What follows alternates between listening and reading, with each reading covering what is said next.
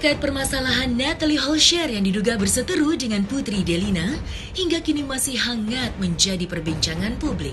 Sebagaimana diketahui, perseteruan mereka terjadi setelah keduanya saling curhat di podcast seleb lain. Yang karena hal itu pula lah, kemudian membuat Natalie harus keluar dari rumah Sule untuk menenangkan diri. Mengetahui hal tersebut, Astrid, istri dari Uya Kuya, membeberkan fakta bahwa dirinya sebenarnya mengetahui di mana keberadaan Natalie. Namun Astrid enggan memberitahu lantaran ia tidak punya hak untuk memberitahu selama Natalie belum menyuruhnya atau memberitahukan ke publik terlebih dahulu. Selain itu, Astrid mengaku akan selalu support semua keputusan Natalie mengenai masalah rumah tangganya.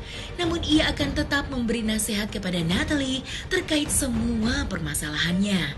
Apalagi Natalie saat menikah dengan Sule sudah memiliki anak sambung. Sehingga menurut Astrid, Natalie harus lebih sabar dalam menghadapi masalah itu. Lantas, seperti apa dukungan yang diberikan Astrid untuk istri Kang Sule tersebut? Sebagai tantenya yang pasti gue support, itu udah pasti, dan berkali-kali gue selalu bilang gue selalu support Natalie. Jadi kalau misalnya sampai sejauh mana gue tidak pernah ikut campur. Ingat satu, gue sama Uya nggak pernah ikut campur masalah mereka. Cuman kalau dibilang support ya pasti support. Namanya ponakan dan orang tuanya udah nggak ada, Natalie itu yatim piatu, jadi yang pasti support. Tapi kalau dibilang gue ikut campur atau bagaimana, gue nggak pernah ikut campur masalah mereka gitu. Nggak tahu. Jadi gini, Natalie itu orangnya nggak pernah bicara ngobrolin apa-apa. Anaknya selalu simpen sendiri. Memang dari dulu dia selalu udah cepet dewasanya. Jadi semua permasalahan selalu dia simpen sendiri. Jadi kalau dibilang gue tahu detailnya, yang pasti enggak, karena gue juga nggak pernah nanya-nanya. Tapi yang namanya saudara, gue selalu bilang sama dia begini aja. Pokoknya gue selalu bilang setiap kali ada masalah atau apapun, satu, sabar. Gue selalu menekankan Natalie, sabar. Tapi bagaimanapun juga kehidupan itu semua dia yang jalanin. Jadi kayaknya yang dia ngejalanin, dia yang tiap hari menjalani. Tapi gue sih cuma selalu kalau dimintain nasihat, kalau dimintain apapun, gue selalu bilang begini, sabar. Nggak pernah gue jelek-jelekin pihak manapun, kayak pihak Natalie atau gimana gue nggak pernah. Cuman intinya kalau setiap kali dia bercerita soal masalah atau bagaimanapun, pasti gue selalu bilangnya sabar. Sebenarnya gini, bukannya mau banyak ngomong, enggak ya, karena kan ini dari kemarin juga ke wartawan selalu datang, selalu ngomong ke aku, dan aku nggak mungkin nggak menghargai kalian, benar kan? Kalau ditanya ya pasti gue tanya sejauh yang gue tahu. Kalau dia ada di mana segala macam gue nggak pernah tahu. Yang pasti kalau ditanya gue tahu ponakan gue ada di mana, gue tahu lah, pasti gue tantenya. Cuman kan bukan hak gue untuk memberitahu siapa-siapa gitu loh. Kan kalau belum dari mulutnya Natalie ya gue nggak bisa ngomong apa-apa. Untuk masalah Natalie itu lebih baik kalian ngobrolin langsung sama Natalinya. Karena kan semuanya itu balik lagi karena dia yang mempunyai masalah, bukan gue gitu. Jadi kalau kalian bertanya gimana masalahnya atau apa, mendingan langsung tanya ke Natalinya. Cuman kalau ditanya mengenai gue, perasaan gue atau bagaimana, yang pasti gue support. Mau keputusan apapun pasti gue support. Terus kalau ditanya lagi soal gimana menanggapi apa, yang pasti gue selalu bilang sama ponakan gue itu, setiap menghadapi masalah sabar. Itu aja. Dari tantenya nih sebagai support sistemnya dia, gue selalu ada. Dan juga kalau ditanya, Bunda gimana ininya, pokoknya intinya kalau setiap kali ada masalah atau bagaimanapun dengan keponakan gue, nggak hanya Natalie, ponakan gue selalu bilang sabar. Setiap masalah itu pasti akan ada jalan keluar, insya Allah. Akan ada sisi setiap masalah yang menurut kalian jelek, pasti insya Allah akan ada nilai positifnya di situ. Itu selalu gue ngomongin, mau ke adik gue, mau ke kakak gue, mau ke ponakan gue, mau ke sepupu gue, pasti insya Allah gue selalu, kalau ditanya pendapat, insya Allah gue selalu memberikan pendapat yang positif, nggak pernah yang negatif. Kalau untuk ditanya masalah ibu sambung gimana, karena gini, jujur gue tidak pernah merasakan hal itu, karena gue bersama Mas Uya adalah single. Kalau mau ditanyain perasaan ibu sambung atau gimana, mending langsung tanya Natalinya, karena dia yang merasakan, bukan aku, karena aku nggak pernah punya pengalaman apapun gitu. Tanya ya sama Natalinya kayak gini.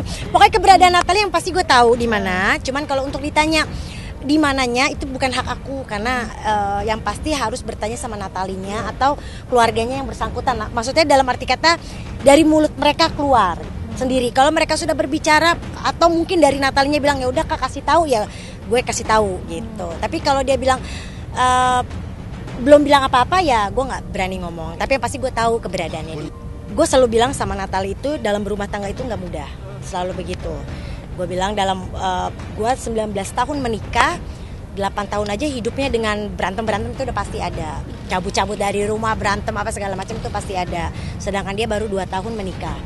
Jadi kalau gue bilang mengenai apa sifat apa suaminya segala macam, gue nggak tahu karena Natali nggak pernah cerita.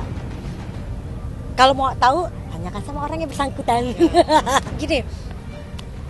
Kalau untuk masalah yang pertama, waktu itu kan memang sudah jelas dia karena dia lagi hamil hormonnya. Tapi kalau untuk dia kabur atau segala macam, alhamdulillah gini. Aku kalau nasihatin sepupuku gini, kalau perempuan berantem sama suami lebih baik perempuannya jangan keluar dari rumah, itu selalu. Tapi kalau untuk masalahnya detail dia bisa, maksudnya kenapa-kenapanya langsung tanyain aja sama Natalinya. Jadi karena jujur aku nggak punya hak untuk berbicara panjang lebar soal Natali, karena Natalinya juga kan belum berbicara panjang gitu. Jadi gue sebagai tantenya nggak ada hak untuk gue ngomongin kemana-mana.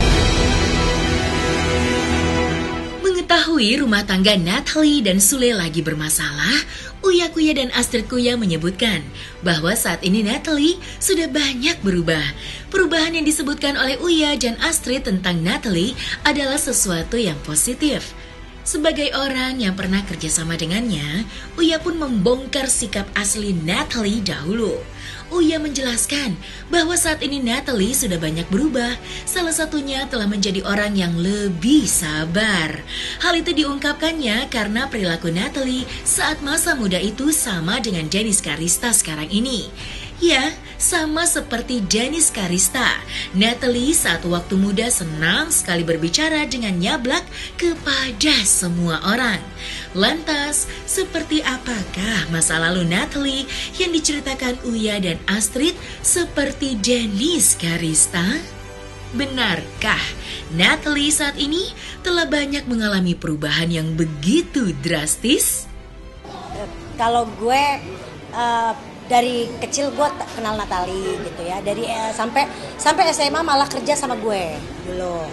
Waktu kita di PH segala macam dia ikut, dia jadi talent gue segala macam, dan gue tahu ini anak kuat gitu, anak baik banget.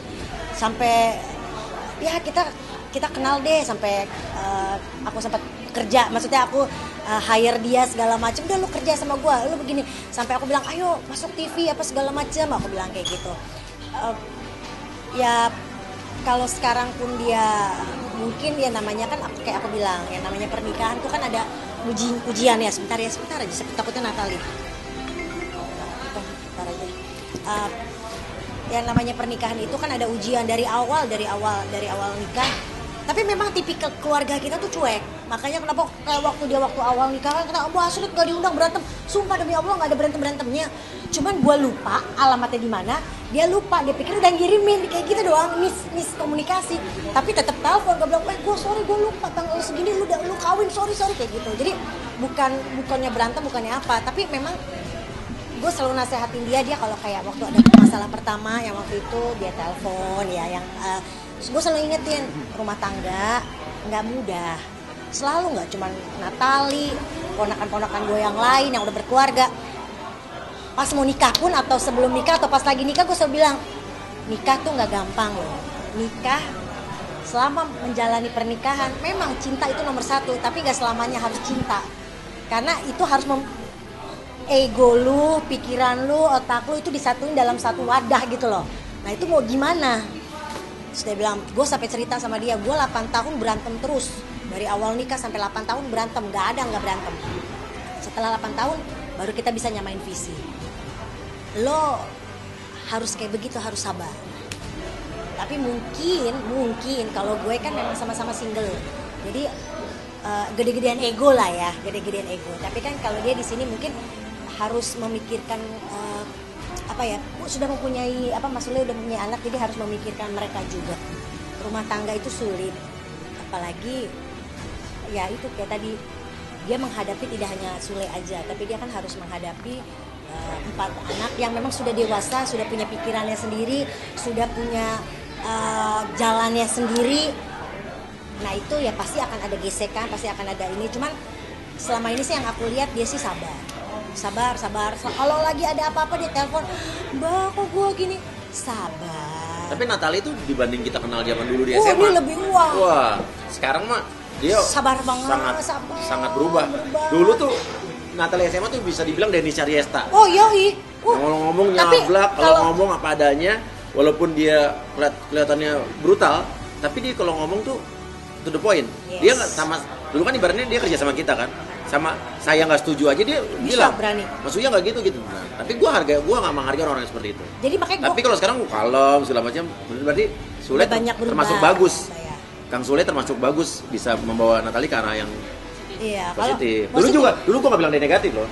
Maksudnya cuma ibaratnya secara dulu tuh orangnya. Ya tapi gua to the point itu kan. Jujur memang kalau sekarang lebih tertata gitu. Tipikal keluarga kita memang barbar. Oh dia emang barbar. Tipikal keluarga gua tuh barbar semua, mau ponakan, mau sepupu. Barbar bukan barbar negatif ya. Barbar maksudnya ngomongnya ceplas-ceplos. Gua nggak suka ya gua nggak suka. Lo gini ya gua ngomong begini gitu loh. Kalau misalnya ada ribut nomor 1 paling depan. Biasanya gitu kalau keluarga gua. Jadi pas sekarang ya berubah, gue kan selalu nasehatin dia udah sabar. Ya dia juga sekarang sudah berubah. Dari dibanding SMA ya Pak, kalau udah disentil dikit apa? Udah paling duluan depan. Siapa yang ganggu lu Kak? Siapa yang ganggu? gitu.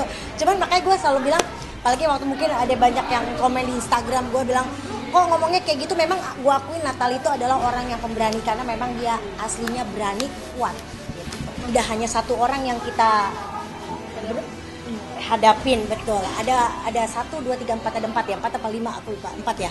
Ada 4 orang yang harus dihadapin, maksudnya disabarin loh, di get along. Pasti kalau bahasa Indonesia get along apa? Get along Panjang, get dapat cinta panjang. apa bersama-sama apa sih, get along bye-byean gitu loh. So Inggris lu. Enggak, bukan so Inggris apa sih artinya? Bule. Iya, maksudnya biar bisa get along, bisa bersama-sama. Ya itu sih. Makanya aku bilang sama Natalie, gue sama Mas Surya aja butuh 8 tahun untuk bisa get along. Lo baru setahun ya? 2 tahun? Ya, mau jalan 2 aja. Tapi gue bisa maklumin karena kan kalau gue sama Mas Surya kan kita bener-bener sendiri gitu ya, single. Nah mungkin ini dia harus memikirkan ada orang-orang lain yang harus dia perhatikan gitu, dia pikirin kayak gitu, dia harus hadapi gitu. Nah kakak tanya nggak sih kamar Natalie sekarang gimana? Ini mau datang, baik dia ngedukung Cinta, ngedukung Nino. Pas tahu dia mau kita mau launching, Natalie gue datang gitu, sama Azam ya oke.